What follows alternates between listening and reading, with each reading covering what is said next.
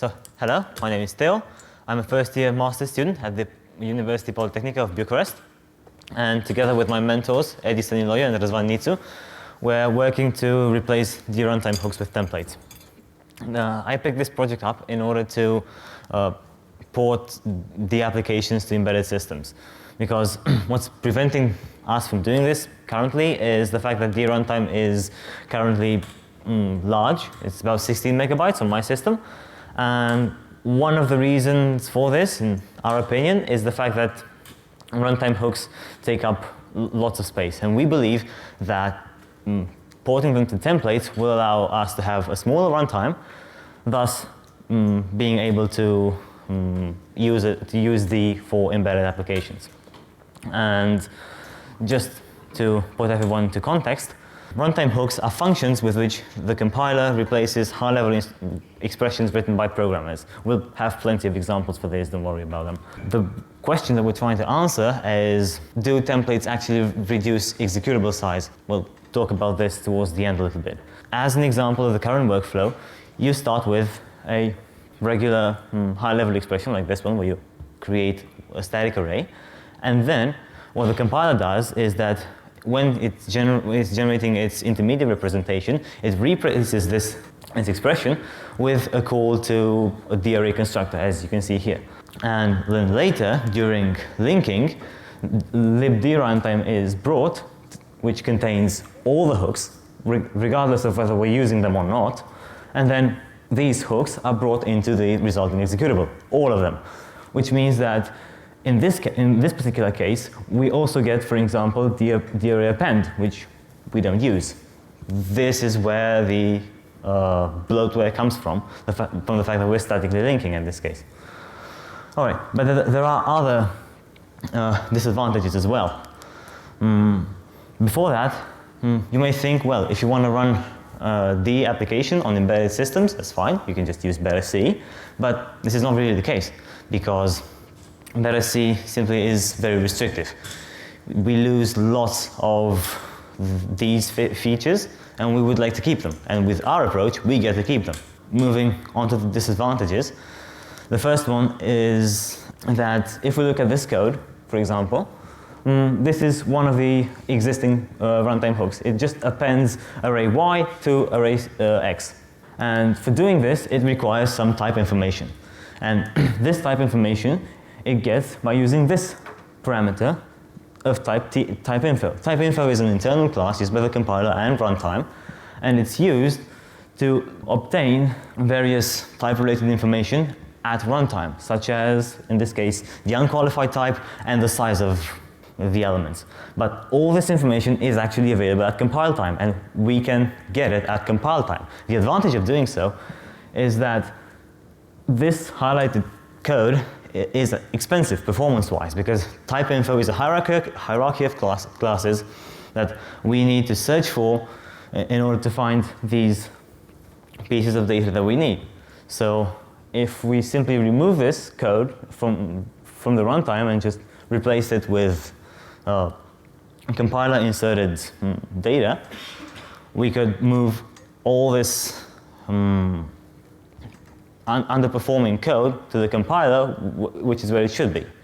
And now, if we move to the signature of the hook, we can see that it receives 2 byte arrays as parameters.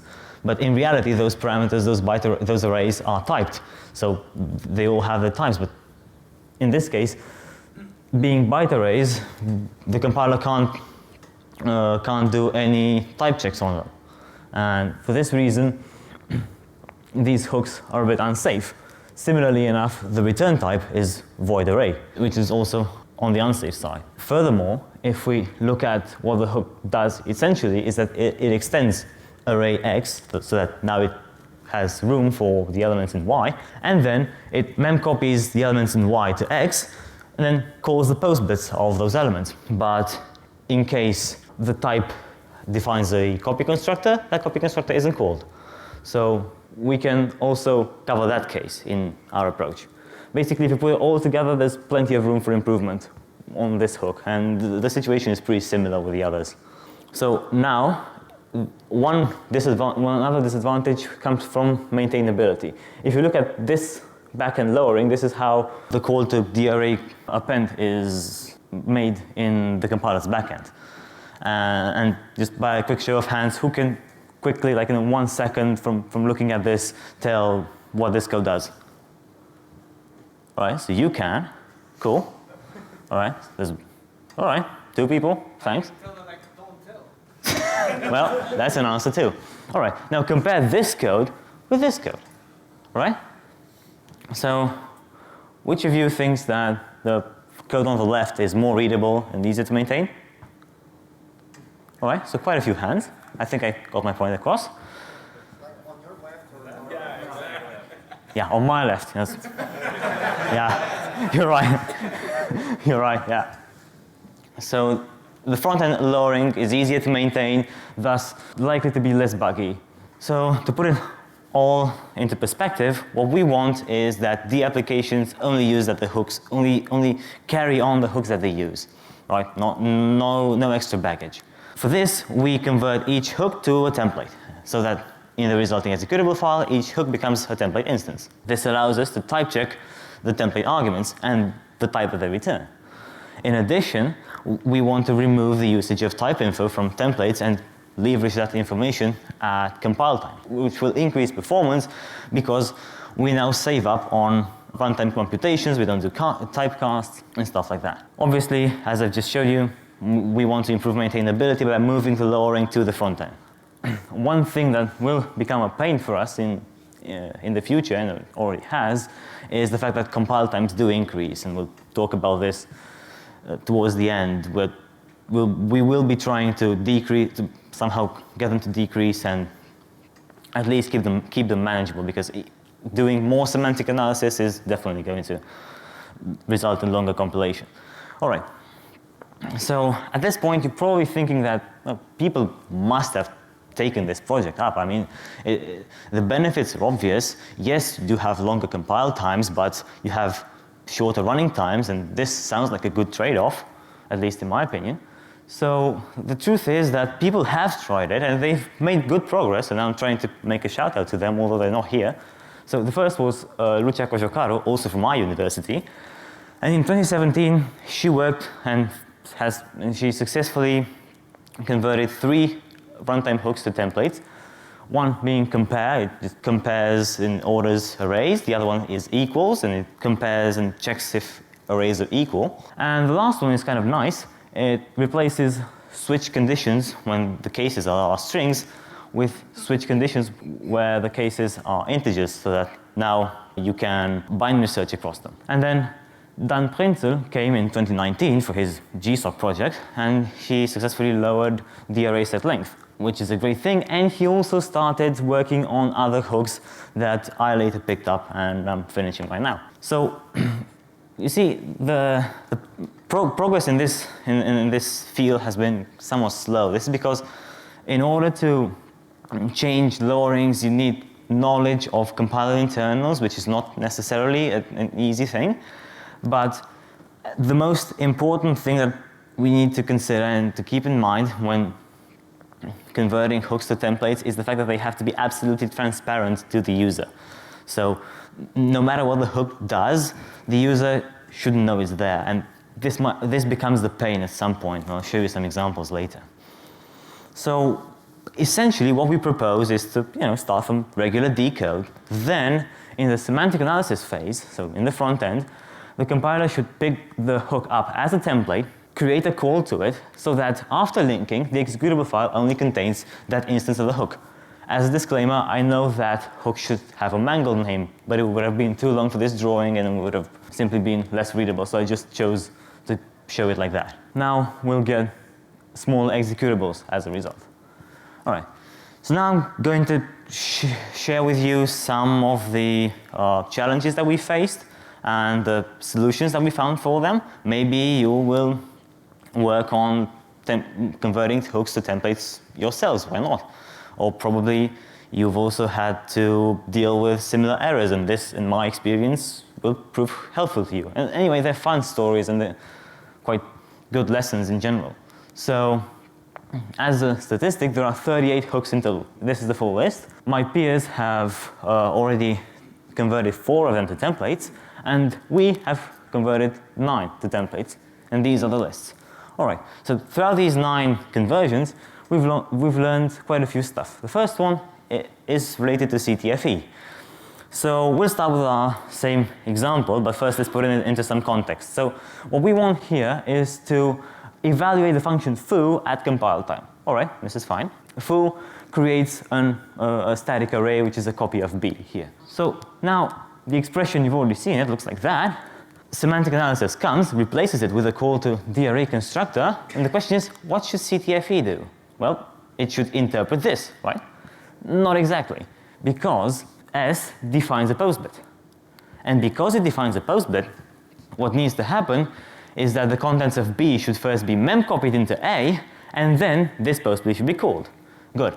But memcopy is a libc function, which means that CTFE has no idea how to interpret it.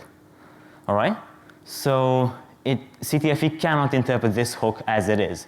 So what we do is we feed CTFE the original expression. Right? We basically dig through the call, we reconstruct the original expression, and then we give the backend the lowered expression, right? In this case, CTFE interprets the right thing, and the backend receives the lowered call, to the hook. This way we kind of satisfy all needs. All right, so CTFE is fine.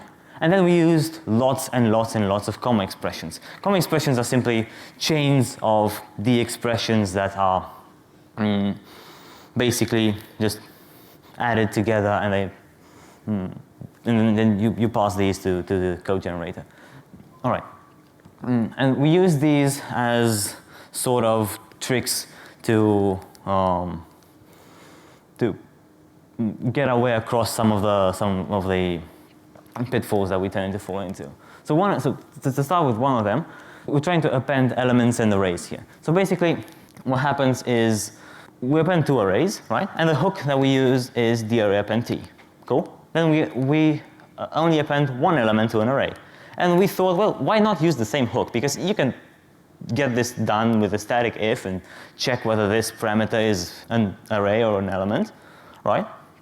But there's a problem with this lowering. This works fine when the right-hand side is an L value, as it's here and here, but this time the right-hand side is an R value. And the problem with an R value is that the specs says that it should be constructed within this array, within array 1, so that when we pass it to DRuntime, because it would be an R value reference, what the compiler does is it creates one is it wants to create a copy of this R value, which then would generate an unnecessary call to the postbit of S, and this would basically be incorrect because we wouldn't be constructing S in place in array 1. It would be as if we had an already constructed element and then copying that. That's not what we wanted. All right. So the solution here is to use a temporary variable. First look at the difference, and now this is the lowering. So basically now we use DRuntime CTX, which just extends array 1 with 1 element, right? So we make room for our S, then we emplace it in this room that we've just made. This is a construction expression in the compiler, not an assignment, so it's the postbit to the copy constructor that's called, not the assignment operator. And then we return the array because this expression the return type of this expression should be the type of array 1, right? So now we've solved our issue, right? We just made a longer lowering, yes. We used a comma expression, but the functionality is correct. There's a problem with this, however.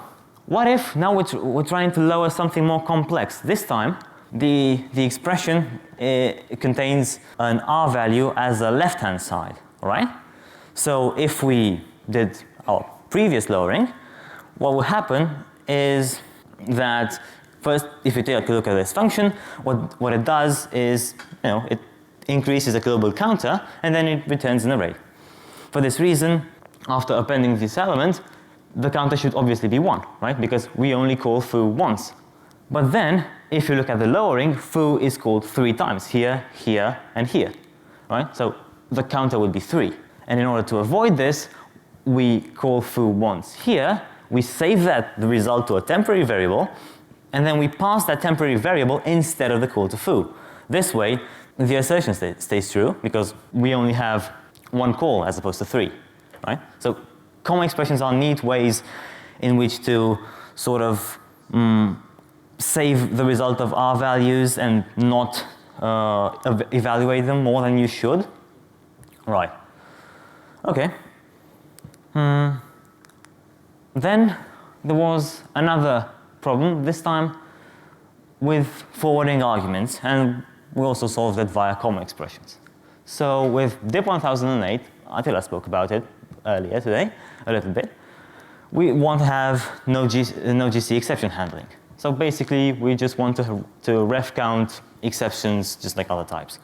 All right, so in this context, what happens is that expressions such as throw new exception are lowered to calls to this hook, which you can see here. And what this hook does is pretty standard.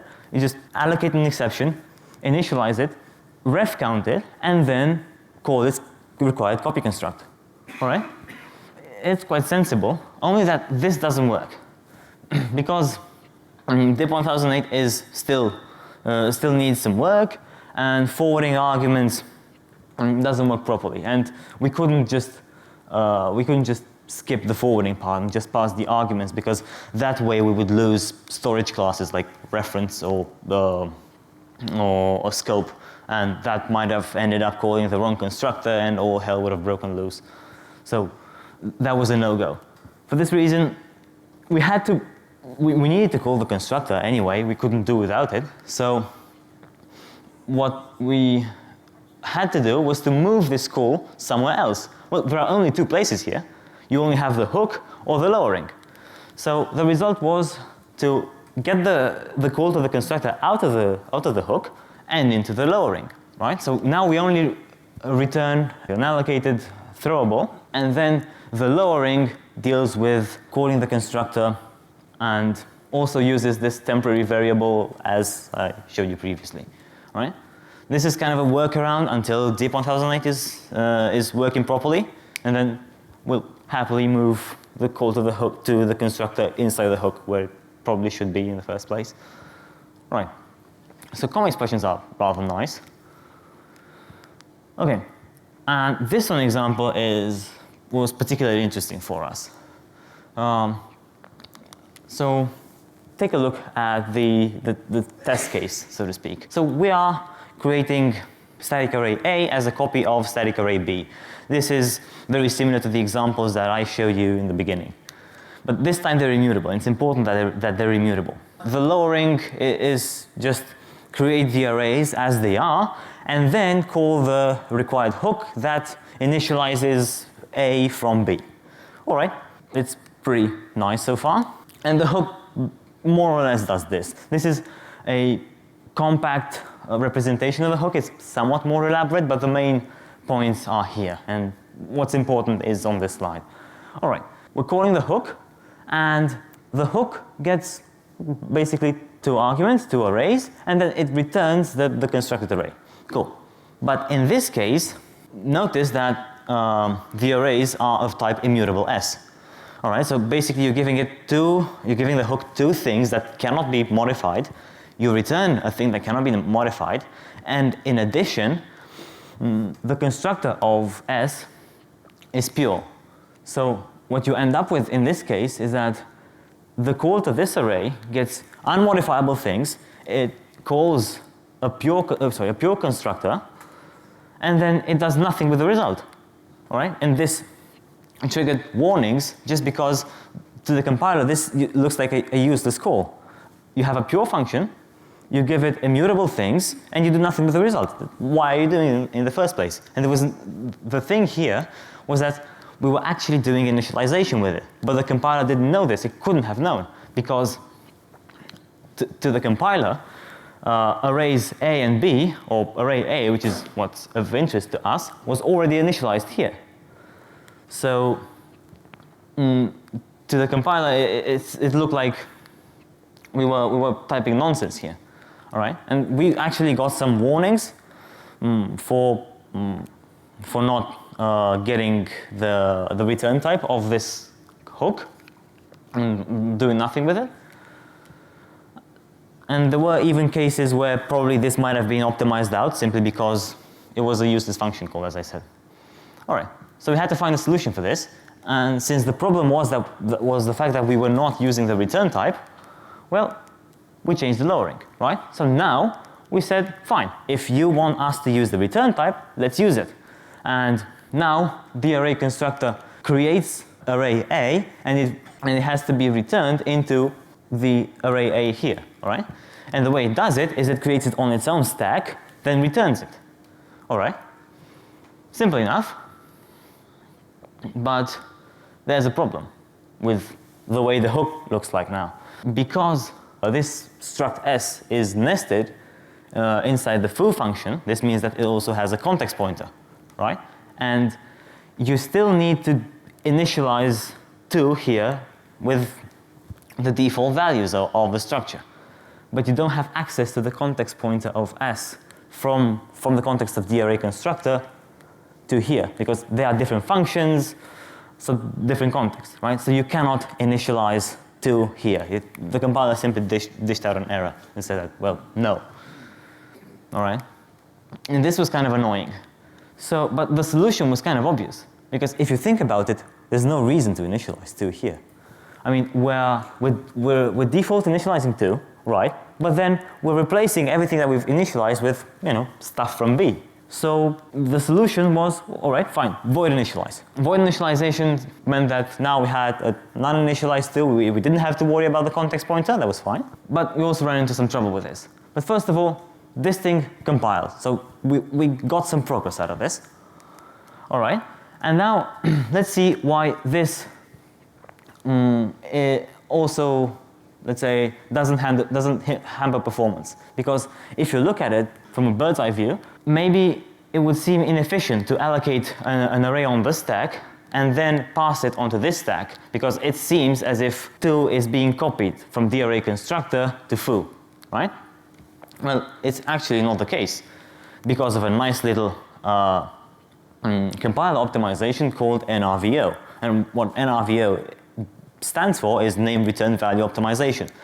And basically, if you give NRVO a function like this, which creates an array or any sort of element and then returns it, what actually happens is that the compiler changes somehow the signature of this function. This is all internal. Don't think that it changes the code. It's not that magical. But it treats the function. This is a better way of saying it. It treats the function as if it received the returned array as a parameter, right? And then it gets a pointer from the caller stack to the function, which then returns back to the caller stack. This way, initialization and the creation of 2 is not done in the array constructor, is done in the caller, in foo. So there's no need to copy it, right? There's no need to copy it from the array constructor when returning it from here to foo, right? This is a nice trick, and this is one of the many places that the compiler has helped us to maintain performance. All right. So we're not losing anything at this point. So remember, NRVO means that 2 is simply moved from the stack of the array constructor to the caller stack to foo, and we simply get it as if it were a pointer, and we pass it back to foo. But as I said in the beginning, this is still not good. And the error that we got was somehow hard to tackle at first, but it made sense once we figured out what it was. So if you look at it, 2 is created here, all right? But then what happens if, let's say, the constructor or the post bit of s throws an error? Well, it should be caught, right? And then we had logic in place that was destroying the elements. We're doing this right, so this was no problem necessarily on our side, at least at this point. But I left this line here empty on purpose, because the compiler is very smart. It sees we're creating an array here, and there might be an exception thrown. It didn't know that we were destroying the previously allocated elements. It couldn't have done that. So it did the sensible thing, and inserted its own call to the array destructor here. And we ended up with a double free. All right, so in the first place, we were destroying the elements ourselves, and then the compiler was destroying the elements once again on its own. All right, you'd say, well, fair enough, then remove the destruction, you remove your own destruction of the elements, then leave the compiler to do its job. Well, to introduce that call to the destructor. Well, it's not that simple, because the way array destructor works is that it iterates the entire array from beginning to end, and it calls the destructor of the elements. But let's say, I don't know, you have an array of 10 elements and the third element throws the error. Well, what happens in this case is that you destroy all elements, like even those that you haven't initialized yet. So now you're basically calling free on uninitialized memory, which is undefined behavior. Because remember, we cannot initialize 2, so we cannot rely on the fact that, hey, you know, we can put like, I don't know, mem set all the pointers to 0 and we're fine. No, we're not fine. Right? So this was a big problem and a potential hazard. All right, so we had to solve this as well, and we did. Basically, we changed our hook once again. If you spot the difference, we put our returned array inside a union, because this way we simply have to trick the compiler, we have to tie its hands behind its back so that it can no longer call the destructor. And if the array 2 is inside the union, it doesn't know what to destroy anymore, right? And there could be who knows how many types inside that union. So now it's fine. Now this works fine. There are no risks of memory corruption or undefined behavior. This is correct code finally. All right, and fair enough, we've had a rough battle with it already, but in the meantime we tried a second approach. So we said, well, why can't we maintain the first signature of the function, right? And the first lowering as well. Because if you remember, the problem here was that the hook was pure and we were ignoring its result. But as you probably know, there's not just one type of purity in D, is it? There are 2 types. There's strong purity and weak purity. Well, this hook was strongly pure.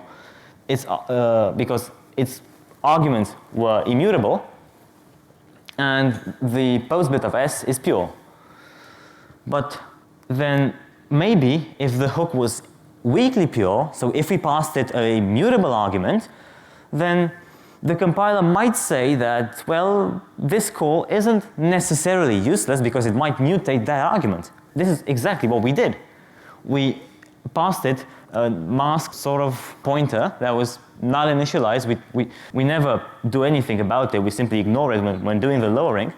But it's simply there to make the hook weakly pure as opposed to strongly pure. So this way the compiler thinks that this hook might actually change this pointer, so it's not completely useless. So we got rid of the errors because now there's no risk of optimizing out this call. Right? So now we have 2 implementations actually. Both of them work, both of them are correct. So we had to choose which to use. And well, we said, well, let's choose the one that brings the most performance benefits. So basically, to recap, we have, let's call this the weakly pure approach, and this one is the union approach. Right? The weakly pure approach uses this third argument, and the union declares the returned array inside the union. Cool. So now, as I said, we did a benchmark in which we measure the performance of both of these things. I don't know, by a show of hands, which of you believes that the weakly pure hook yielded better performance? Right. And which of you believes the opposite? This is quite well balanced. Good. So the first category of you were correct. The weakly pure hook is way better than the union hook. Let me tell you first how we did these measurements. So these are synthetic. We created structs of 3 different sizes, and then with these structs we created 3 arrays of 3 different sizes. So we came up with 9 tests, all these tests did was basically call this hook. They only contain one expression, which lowers to this hook, so that we can isolate it better and see exactly how well it performs without interference from other contexts.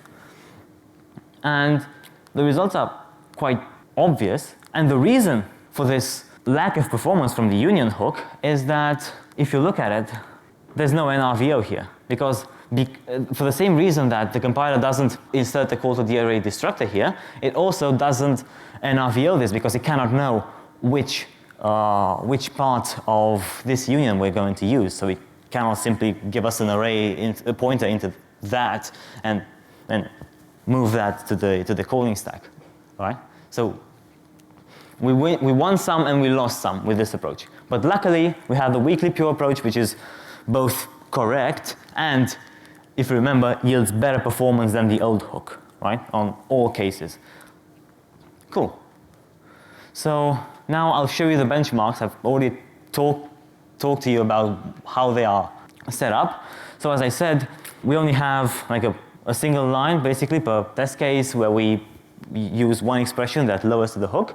We generate structures, arrays of structures, of 3 different sizes, and we generate 3 different lengths for each of these arrays. So in the end, we come up with 9 tests, those that you've already seen. And as with all decode, these benchmarks are open source and you can view them in this repository. So now, these are the good results, those that I've just shown you. All right, and if you see like the end-to-end results without the union trick hook, the performance increase is rather good. It's like, I don't know, 15 to 30%. These are good numbers, we believe. And we also got some meh results. Because sometimes we don't get that much of a benefit from removing TypeInfo and from leveraging type information at compile time. So let's look at our hook for DRA append T and the old hook. And if you look at it closely, the most important part of the hook is the same. We call memcopy and then we call the postbits. There's hardly any improvement there. Yes, we do no longer need this part, but this didn't yield that much of performance in this case. We only got like a 3 to 5% increase, which is still all right. I mean, we didn't go worse. And the takeaway from this is that at worst, we break even, or almost even. And at best, we get 15 to 30% improvement, which is fine by our standards. But there's also like a darker side about all this, and this is compilation time. As you were expecting, inserting templates, instantiating templates, doing more semantic analysis takes time. So we tested 3 dub projects, before and after our hooks. These are a rough estimate, because we used we basically checked out DMD right before merging our first hook and the master branch as of now. So there might be other sources of overhead there except for our hooks, but our hooks are definitely one of the sources of overhead. And we got 14 to 25% of an increase. And if you look at MER being an array heavy package, we get quite a large increase, but luckily it already compiled fast enough. It's not like dscanner. But we're going to work on lowering these times definitely in the future. We have this as a to-do for later. Right. So now back to embedded systems. What we're trying to see is, well, can the runtime library be pay-as-you-go? When we say it's pay-as-you-go, because the more hooks you use, the larger your resulting executable file will be. And what we're trying to see is, well, take new class for instance. We haven't worked on this yet, but let's say we convert this to a template. New class is used for any new something construction. This means that for any type that you want to allocate and create one instance of, you will get a new instance of this template. This might actually be worse than having one DRuntime hook, albeit that uses TypeInfo and that's inefficient, but this might actually get larger because you might get tons and tons of instantiations of this. So there may be some hooks where it's not really beneficial to have them as templates. We don't know that yet. We're trying to find the answer to this. So we might come across a threshold for instantiations where we just stop creating new instances and maybe refer back to the older hooks, who knows. And then we also want to somehow benchmark the embedded applications versus C to see how we stack up against the competition. We believe this would be a nice comparison point to push D as a worthwhile language for embedded development, surely.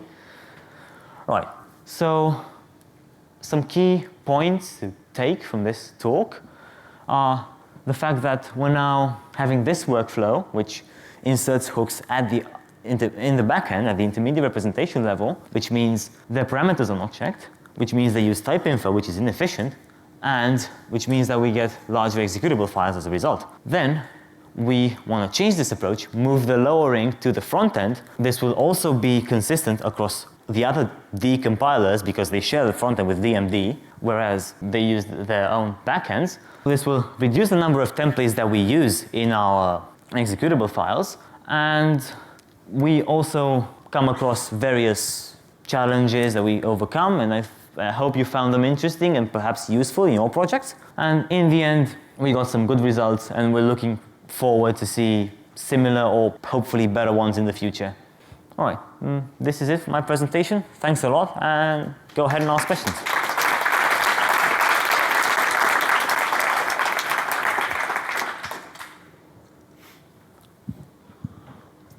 Very nice, thank you very much. On the D-array constructor, we're not calling destructors anymore. And you said correct. How correct is that behavior? Yes, because, let me get, actually, can you see it here? Oh, great. So the returned array is now going to be destroyed by the calling function. So, I don't know, let's say, let me go back to this real quick. But will it know to destruct correct number of elements from the beginning of the array? Oh, because yes, we have logic for this. I didn't put it here just because it would have been like boilerplate code, not really relevant for this case. Yeah, this comment here is actually a while loop that iterates backwards. Yes. I apologize if I missed it, but what did you do to record the performance data, i.e. which compiler, etc., etc.? Right, so you mean these checks, right? All right, so we use LDC for this, yeah, because LDC has already integrated like these metrics and yeah. Okay. All right, thank you for your talk. You have gone through some trouble to emphasize that the weakly pure trick is correct, but I would like to point out that it is not. All right, please do tell why. Well, I mean, the function itself is maybe weakly pure, but the invocation is still strongly pure. That's one reason. Right. The other reason is that you're modifying immutable memory, and I have been telling people for years that you cannot modify immutable memory in D, and they still don't believe me. Right, but then this is within the context of initialization, right? Yes, I agree, but the language doesn't know that. Would you suggest a way that we can sort of do both? Not modify immutable memory and maybe telling the compiler that this lowering actually is part of initialization here?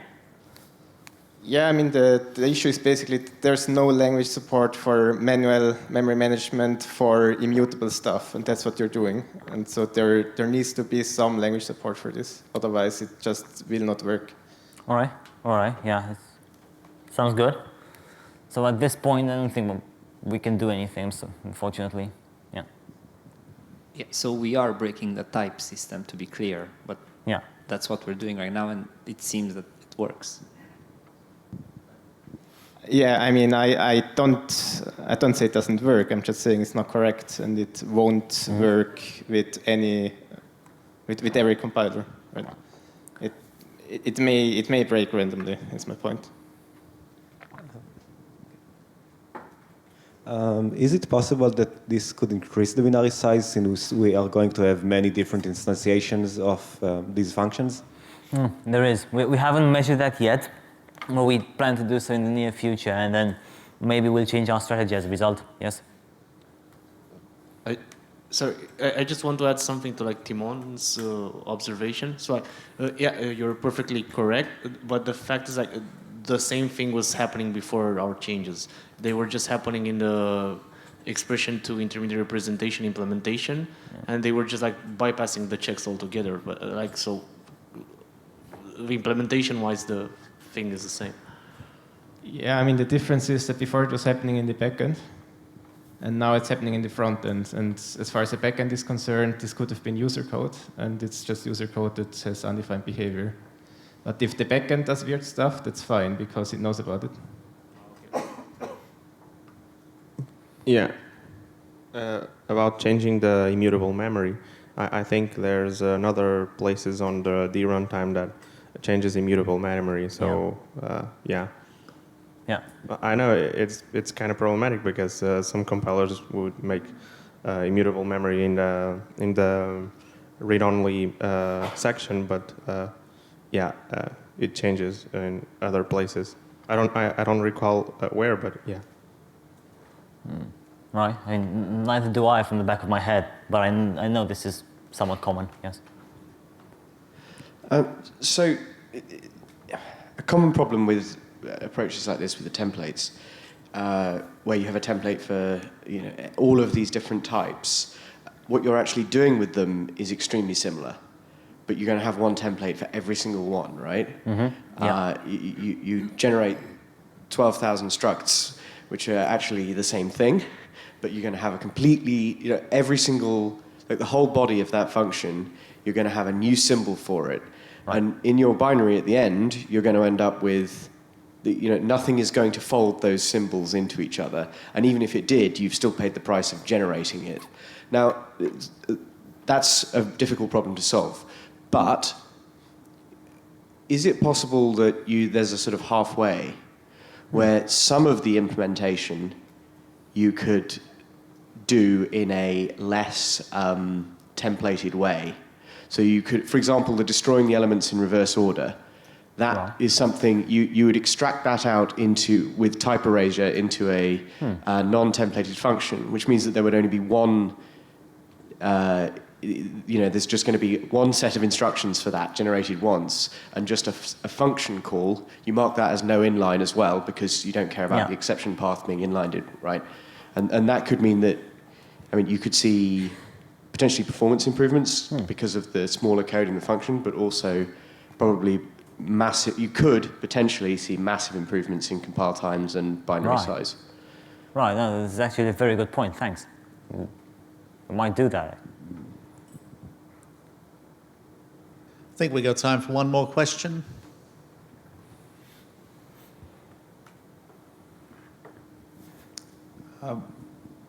Sorry. Yeah, just to kind of further what John was saying, if you have these you have a huge amount of template instantiations, kind of the way to do it, as he's saying, is to find the behavior, and then if you still want everything to be pay as you go, you can still find the essence of what it's actually doing, and then try and abstract the behavior. Rather than doing it over and over again, because it's a common mistake people make. Where if you imagine you have a method that does the same thing every time inside a templated struct, you can move the method outside via your favorite technique, and then you can make enormous amounts of savings for just like copying and pasting something. Right. Mm-hmm. It's not really a question, sorry. It's all right. I'm open for feedback as well. Yeah, I just want to note that also you might not use the array constructor, right, on an embedded system, and then if you factor out some of that code, you're still going to end up having it in your executable. No arg template, then you won't. Okay. All right, then I think that wraps it up. Thank you. Thanks.